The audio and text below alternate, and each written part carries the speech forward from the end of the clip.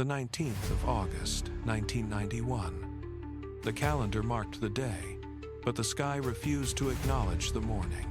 A low, heavy ceiling of gray hung over Moscow, pressing down on the city with a weight that felt permanent. Stagnant air, trapped by concrete and spires. Buildings stood like monoliths in a graveyard, their edges blurred by the thick, damp mist that drifted off the river.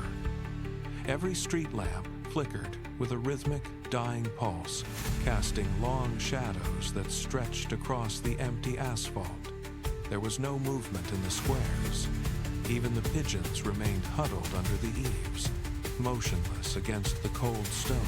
The architecture itself seemed to hold its breath, waiting for a crack to appear in the foundation of the world. A faint vibration hummed through the soles of boots, a subtle, rhythmic thudding that traveled through the earth, though nothing was visible on the horizon. The air tasted of wet steel and stagnant coal smoke. It was a day of absolute stillness, the kind that precedes an irreversible shift in the tectonic plates of history. Everything was in its place, yet everything was wrong. The city stood poised on the edge of a precipice, unaware that the ground had already begun to crumble. Deep beneath the earth, the silence of the city was replaced by the low, mechanical drone of cooling fans.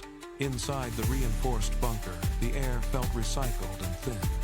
KGB Chairman Kryuchkov sat at a heavy desk, his eyes locked on a single, flickering monitor that displayed static-filled reports. The light from the screen pulsed against his face, rhythmic and hypnotic.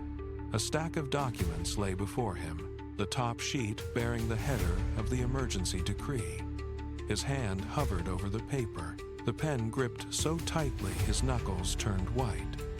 He looked at the inkwell, then back at the shifting shadows on the wall.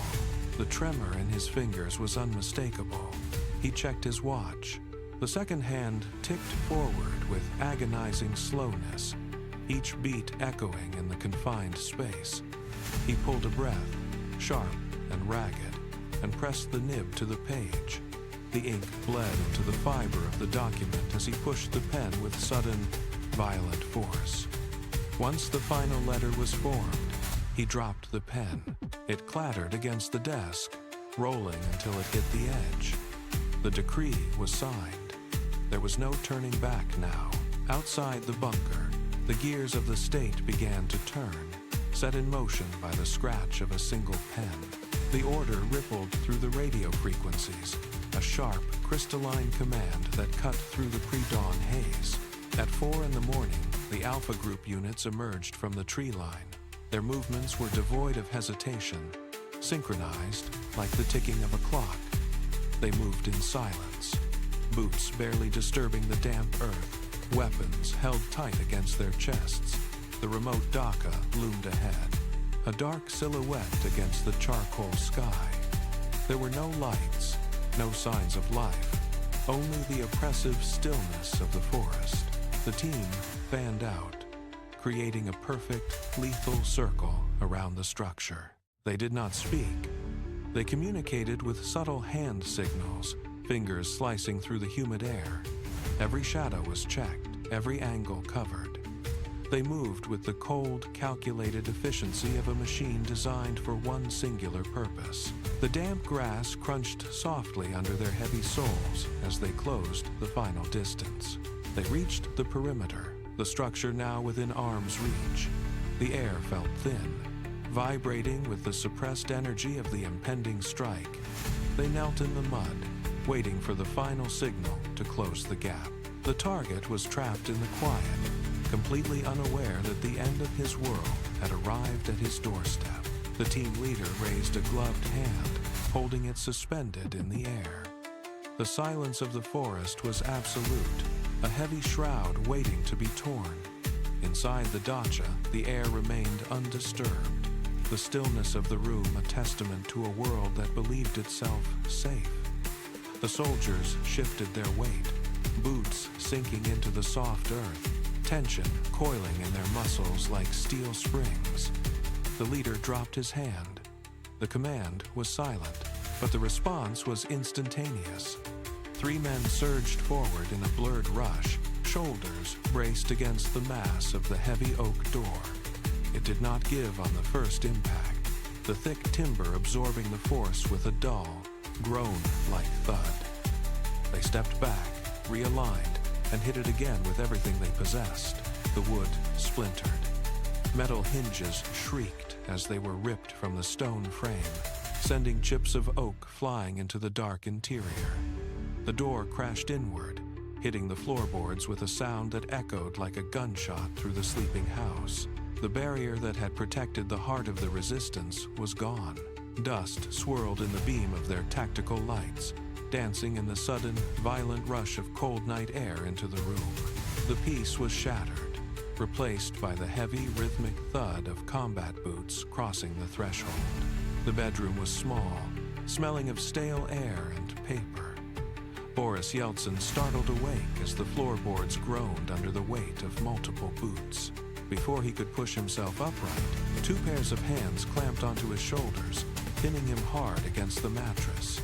He thrashed, his legs kicking out, striking a wooden chair and sending it clattering across the room. He opened his mouth to shout, but a heavy hand slammed into his jaw, snapping his head back against the wall. The impact was dull, sickening. He gasped, lungs seizing as the air left him. Another soldier stepped forward, his face obscured by the harsh glare of a tactical light. Yeltsin struggled again, twisting his torso, but a rifle butt drove into his ribs with the force of a falling anvil. He doubled over, the breath hitching in his throat.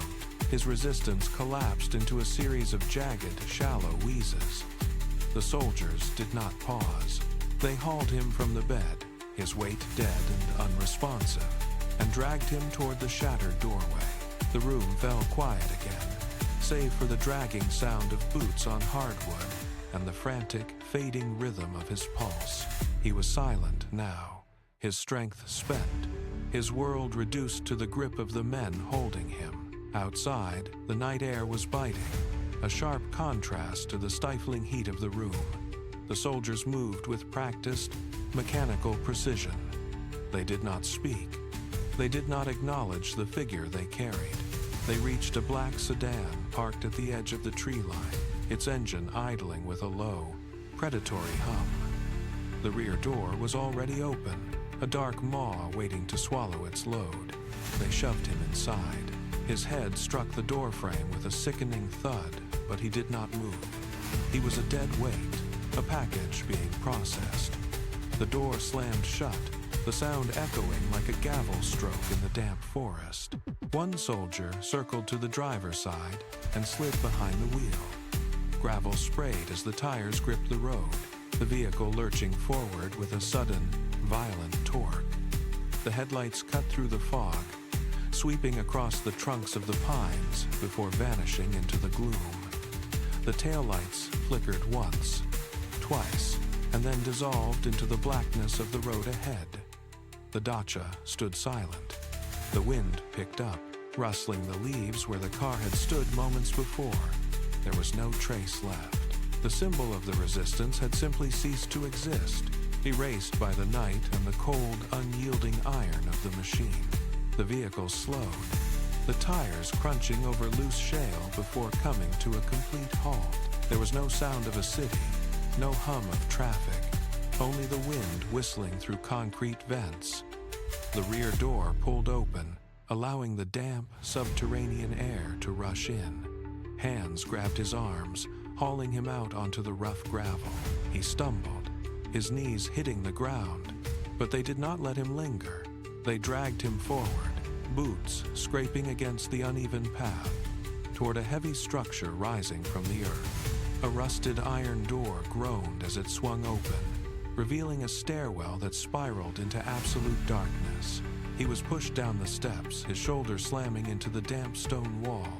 At the bottom, a narrow corridor stretched out, lit by a single, buzzing bulb that flickered with a rhythmic, dying pulse. They shoved him into the final room. The space was small, airless, and smelled of wet iron. He fell against the cold floor, unable to steady himself. Outside, the heavy iron door swung shut.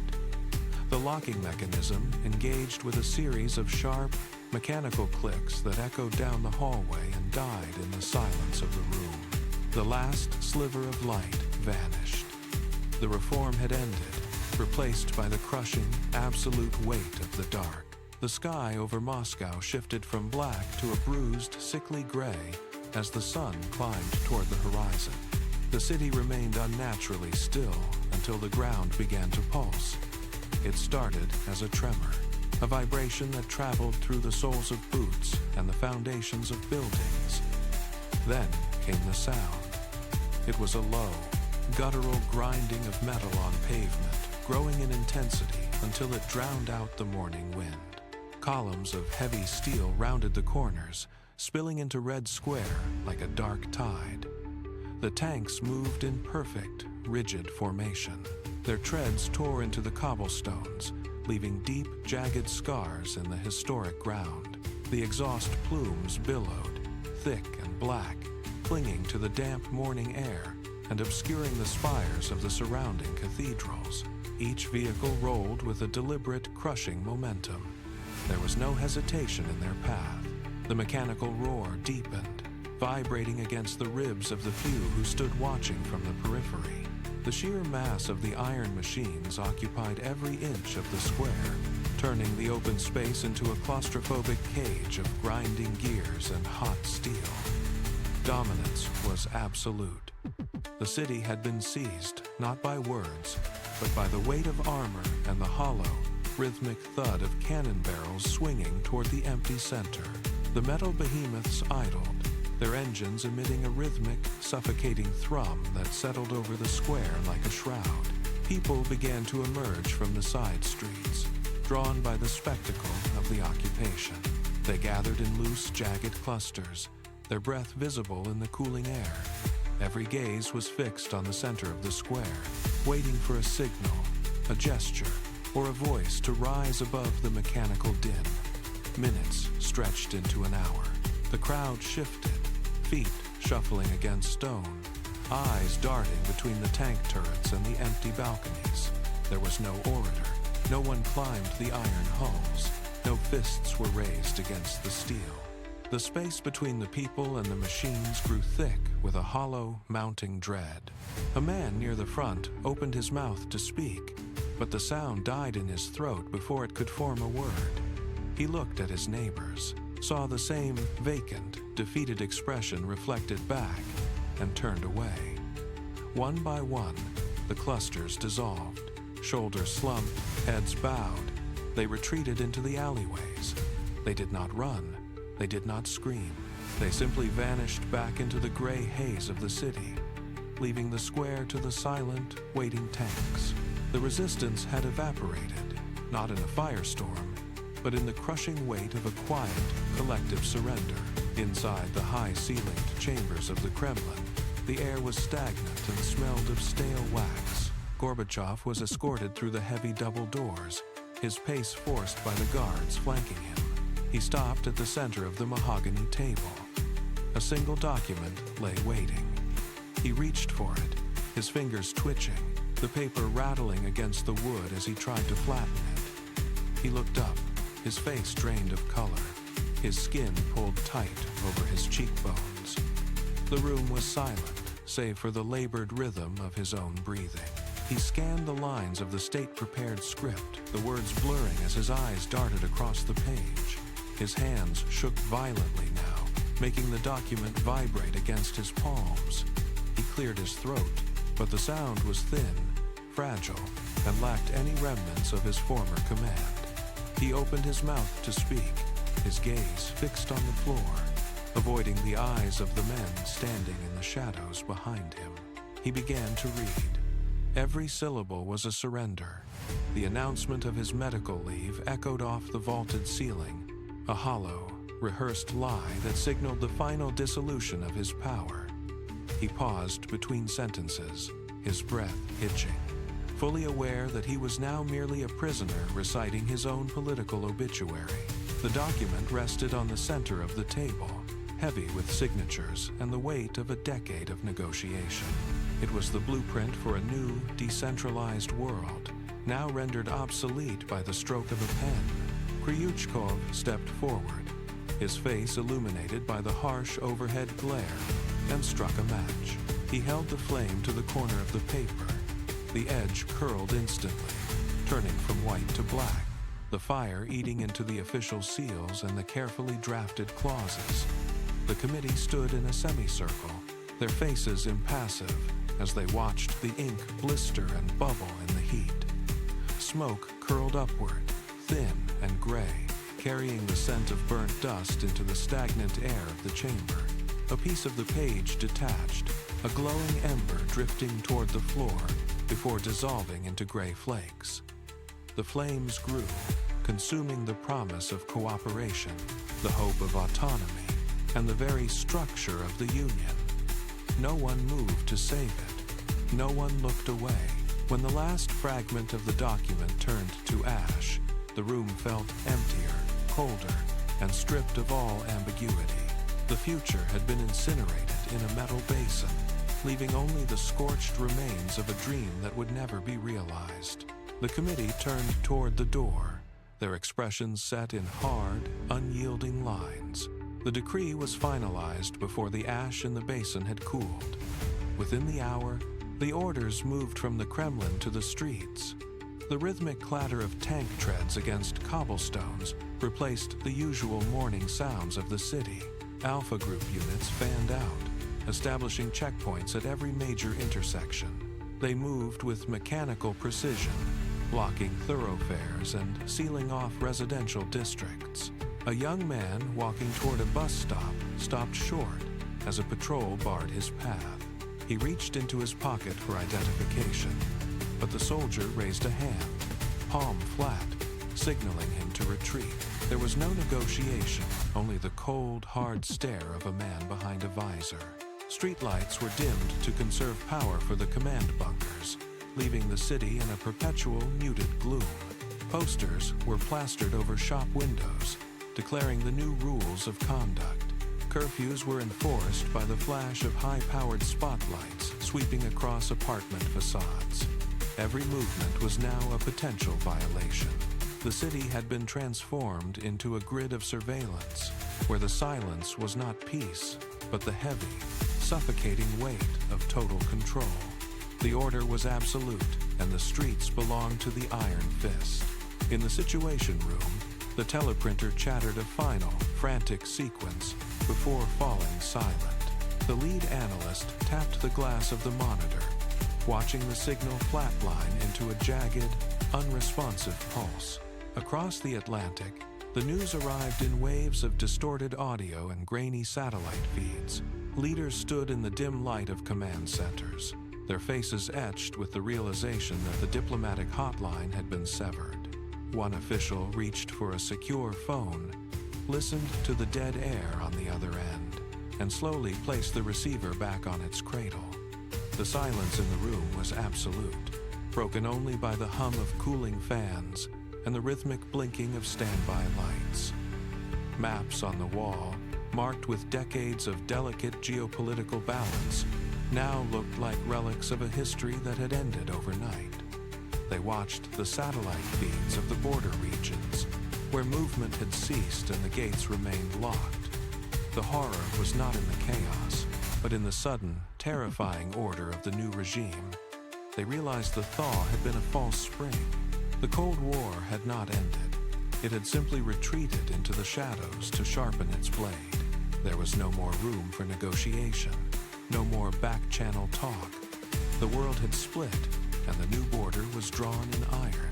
In Berlin, the order echoed across the divide before the sun could touch the concrete. Guards gathered at the central gates, carrying heavy industrial torches and crates of steel plating. The air grew thick with the smell of ozone and burnt grease. A guard gripped the handle of the primary gate, but the rusted mechanism shrieked in protest, refusing to budge. He struck it with a sledgehammer, the sound ringing out like a funeral bell against the silent city. Once the gate was forced into a permanent, closed position, the welding began. Blue-white sparks showered the damp pavement, hissing as they bit into the iron. The light from the torches cut through the gray morning, illuminating the faces of the men tasked with dividing the world. Steel plates were hammered over the seams, fused into the concrete until the barrier was one solid, immovable mass. Every weld was a finality, a searing line of fire drawn across the continent. The dream of a unified Europe dissipated with the rising smoke, leaving only the cold reality of metal and shadow. Behind the wall, the city of Berlin stood silent, split in two by the hardening of a border that refused to yield. The last gap was bridged with slag and fire, and the gates were locked for good. Inside the Kremlin, the high vaulted ceilings echoed with the scratching of pens. Kryuchkov sat at the head of a long, dark wood table, surrounded by maps showing a shrinking sphere of influence. The air in the room was stale, recycled by aging ventilation systems. He pushed a stack of emergency protocols toward his deputies. The directive was clear: pull back, consolidate, and turn inward. They initiated the fortress strategy. It was not a plan for growth, but a blueprint for a parasite state. They mapped the country not by borders, but by extraction points. Every resource was redirected toward the center, stripping the outer reaches to feed the core. One official stood, pacing the length of the room, and slammed a heavy ledger onto the table. The sound cracked through the silence, signaling the end of the old order. They began to draft the new hierarchy, prioritizing internal security over international trade.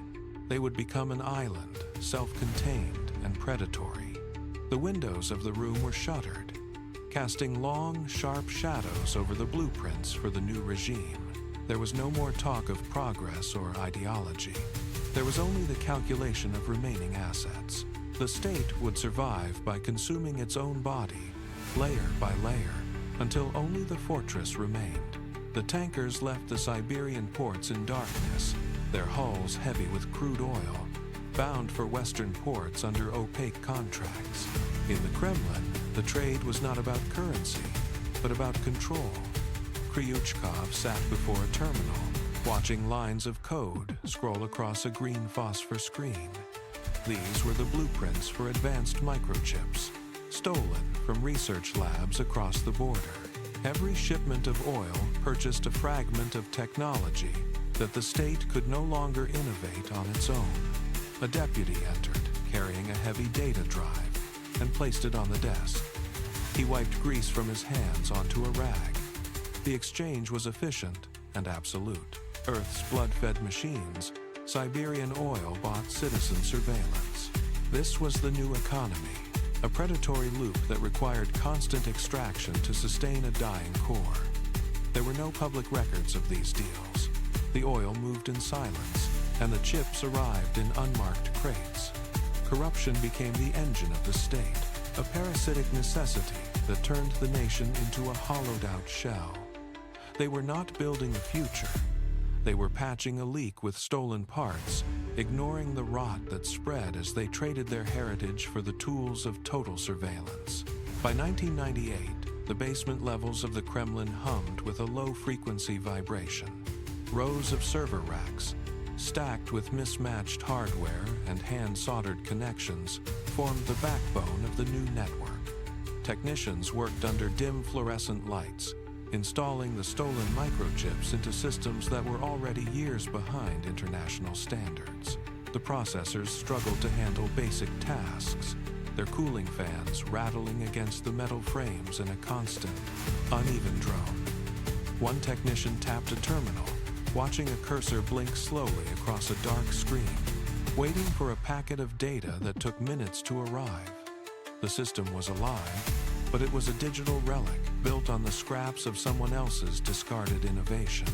A cooling unit sputtered and died, and the room temperature spiked immediately, forcing the staff to scramble with portable fans to prevent a total crash.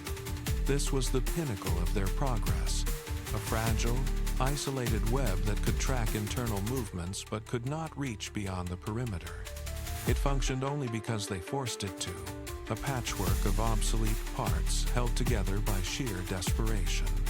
They monitored their own empty channels, convinced they were mastering the future, while the rest of the world moved on to faster, seamless connections. The screen glowed with a faint, sickly green, casting shadows over a network that was obsolete the moment it was powered on. Far from the humming servers of the capital, the 40th Army existed in a different kind of static. In the jagged peaks of the Afghan mountains, the front line had ceased to be a place of movement and became a permanent excavation. Soldiers spent their days driving steel stakes into the permafrost and hauling stones to fortify positions that had not changed in years. Every morning, the wind whipped through the mountain passes, carrying the scent of dust and frozen earth. A squad leader signaled his team to deepen the trench, his movements heavy and mechanical. They struck rock, sparks flying as iron hit unyielding granite, yet they kept swinging. There was no tactical goal left to achieve. Only the act of digging remained. They were building a fortress into the spine of the mountains, a labyrinth of tunnels and reinforced earth that served as a tomb for the ambition of the state. Supply trucks rattled up the narrow, treacherous paths, delivering ammunition for a conflict that no longer had a purpose. The soldiers worked with a grim, rhythmic precision, carving out their own isolation. They were not fighting to win. They were fighting to stay in place, anchored to a landscape that had become the physical manifestation of a regime that refused to move forward or acknowledge its own end. The cost of the war was not measured in land, but in the slow depletion of a generation. Back in the capital, the state treasury ran dry, leaving the mountain garrisons to survive on dwindling rations and scavenged supplies. A young soldier sat by a kerosene lamp, his hands stained with engine grease and mountain silt. He unfolded a crumpled letter from a family member. The ink was faded, the paper brittle. It spoke of empty shelves, closed factories, and the growing silence in the cities. He lowered the letter, staring into the flickering flame, his eyes hollowed by months of relentless, purposeless labor. Outside, the wind howled through the pass, a sound that mimicked the emptiness of the supply convoys that arrived less frequently each month. The rot was no longer hidden in secret files or basement servers. It was etched into the faces of the men who stood watch. They were young, but their movements were those of the defeated. They traded their youth for a line on a map that nobody at home even remembered. The chain of command was still intact, but the purpose had evaporated, leaving behind only the cold, hard weight of a state that fed on its own children to sustain a hollow, artificial existence. The state did not fall, but it stopped living. It became a nuclear-armed zombie, a construct of iron and fear that refused to acknowledge its own expiration. Power flowed through the Kremlin like blood through a corpse. Cold, sluggish, the war machine churned on. In silos, buried deep beneath the permafrost, automated systems continued their silent, repetitive cycles, tracking targets that no longer held strategic value. The leadership clung to the nuclear launch keys not as a tool of policy, but as a lifeline for a dying organism. They drifted through a permanent, gray twilight where every decision was a reflex to stave off the end. The border guards, the censors, the secret police, they all moved with the same aimless, hollow persistence. The entire nation existed in a state of suspended animation, held together by the threat of a final, world's end loomed, a daily gamble, a mechanical loop of survival that grew more fragile with every passing hour. It was a regime in stasis, waiting for a spark that would finally shatter the illusion of its continued existence. By 2026, the world map had become a jagged, paranoid mosaic. Borders were no longer defined by geography, but by the frequency of signal jams and the hardening of digital firewalls. In every major capital, the atmosphere felt thin, pressurized by the constant, unspoken threat of a system that refused to die. People looked at the horizon, not for the sun, but for the flickering of an early warning radar. The global order had splintered into isolated pockets of survival, each one watching its neighbor with deepening suspicion. In the quiet suburbs of distant nations, citizens checked their emergency kits with the same mundane regularity as checking a morning forecast. The sense of stability had been replaced by a pervasive, low-frequency hum of anxiety. Trust had vanished, replaced by encrypted protocols and the silent observation of hidden cameras. Every transaction, every broadcast, and every movement was filtered through a lens of defensive skepticism. The world remained functional, yet it felt fundamentally broken, held together by the thin, fraying wire of mutual fear. We were living on borrowed time, inhabiting a landscape where the primary objective was not progress, but merely the avoidance of a final, sudden silence. In a cramped Moscow apartment, the air hung heavy with the smell of ozone and damp paper. The engineer sat hunched over a flickering monitor, his back pressed against the peeling wallpaper. Outside, the city was a labyrinth of checkpoints and silent surveillance. He reached out, his fingers hovering over a custom-built interface, and bypassed the state firewall with a sequence of jagged, unauthorized commands. His heart drummed against his ribs, a frantic rhythm in the stifling silence. Suddenly, the heavy thud of footsteps echoed in the hallway outside his door. He froze, hands suspended in midair, breath caught in his throat. The footsteps slowed, lingered for a heartbeat, then receded into the distance. He exhaled, a ragged, uneven sound, and returned to the terminal. He initiated the handshake, his hands shaking as he bridged the gap to a server across the border. Data began to scroll a forbidden stream of information from the outside world. He stared at the screen, his eyes wide, capturing every fragment of truth before it could be erased. He was a ghost in the machine, trading his safety for a glimpse of a reality the state insisted did not exist. Every second he remained connected was an invitation to his own disappearance. Across the ocean, in a quiet Chicago high-rise, the morning light filtered through dusty blinds. A coder sat at his desk, his coffee growing cold beside a glowing, multi-panel display. He did not look at the news headlines or the stock market tickers. Instead, he pulled up the Fallout Shelter app. He refreshed the data feed, his eyes scanning the radiation levels and air quality indices with the same detached precision one might use to check a weekend weather forecast. A notification pinged a local power grid failure, but he swiped it away without a second glance. The app was his true north. He tapped a coordinate on the map, watching the simulated fallout patterns drift across the Midwest, a ghost map of a potential catastrophe that never officially ended. He adjusted a slider, testing the hypothetical impact of a strike on the city center. The numbers blinked back in sterile, green font. This was his morning ritual, a calculated dance with extinction conducted in the safety of his living room. He knew the structural integrity of his building, the half-life of the isotopes in the nearby soil, and the exact estimated time until his ventilation system would fail. He closed the app, leaned back, and looked out the window at the city, seeing not a skyline, but a series of blast zones waiting for a trigger. The Soviet Union did not die in 1991. It simply stopped moving, yet it never ceased to exist. It became a lingering, festering wound upon the skin of the 20th century, a necrotic infection that refused to heal. The state apparatus turned inward, feeding on the remains of its own infrastructure, a parasite consuming itself from within. Decades passed, yet the decay only deepened, poisoning the soil beneath the border and the air above the silos. It is a slow-motion catastrophe, a ghost nation that occupies the space where a superpower once stood. There is no sudden resolution, no final act of reconciliation.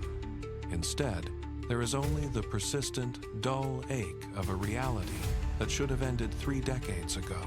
The world continues to tilt, leaning into the shadow cast by this unburied corpse. We navigate this fractured, paranoid map, oblivious to the fact that the architecture of our current fear was built in those silent, stagnant months. The rot remains, hidden behind digital firewalls and fortified borders, waiting for the pressure to breach the surface. It is a state of permanent twilight, where the sun never fully rises and the darkness never truly falls, leaving us to drift in the wake of a collapse that is still, even now, in the process of occurring. We live in the world we have only because a few men in 1991 were too incompetent to finish the job. The history books call it a peaceful transition, but that is a lie we tell to sleep at night. The mechanism of collapse was already in motion. The orders were signed. The tanks were fueled. The trigger was pulled. We are the survivors of a catastrophe that was meant to consume us all. The bullet was fired in that dark Moscow bunker, and by every rational calculation, it should have hit the mark. We dodged it by a hair, a stroke of blind, chaotic luck that left the rot to fester in the shadows rather than burning it out in the light. Now, we stand in the silence of that near miss, looking at a map that should not exist. We walk through cities that should be ruins, breathing air that should be ash, all because the architects of our destruction failed at the final hour. The fear we feel when we look at the horizon is the echo of that missed shot. It is a profound, marrow-deep gratitude for our own existence, poisoned by the knowledge that the weapon is still loaded, the finger is still hovering, and the silence of 1991 was never the end. It was merely the pause before the final, inevitable impact.